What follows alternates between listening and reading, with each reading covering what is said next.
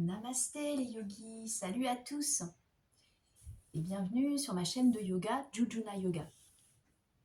Donc aujourd'hui, je voudrais vous parler d'une posture qui est pratiquée beaucoup dans les cours de yoga et surtout en yoga vinyasa, la posture du chien tête en bas, Adho Mukha Svanasana.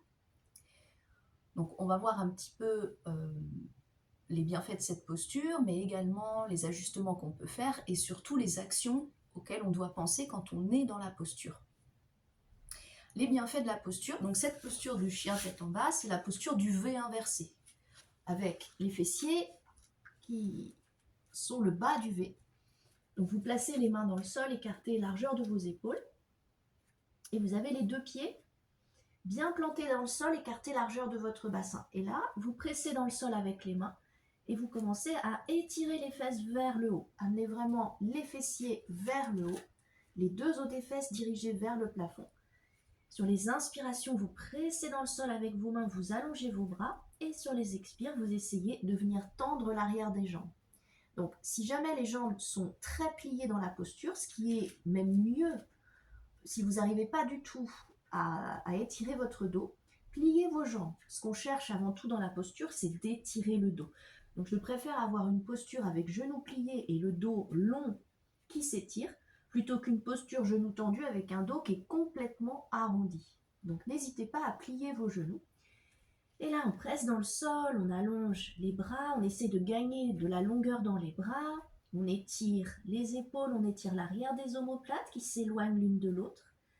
On étire bien sûr le dos.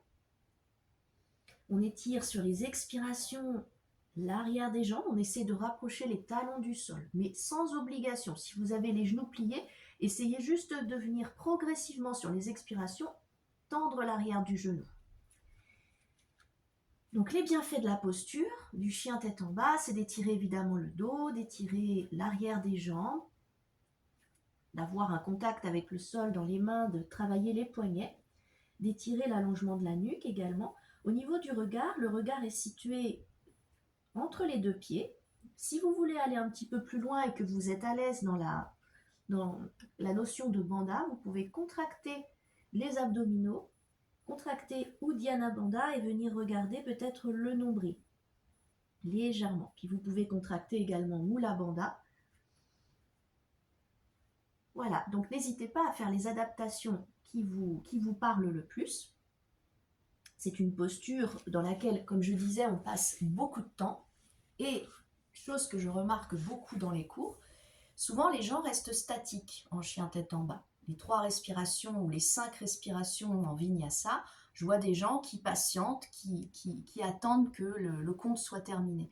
En fait, c'est une posture qui est sans arrêt active. On presse toujours le sol avec les mains, on essaye d'étirer les bras, on essaye toujours de tirer, de pousser le sol, d'amener les fesses vers le haut. C'est une posture qui est en mouvement en permanence. Elle n'est jamais statique.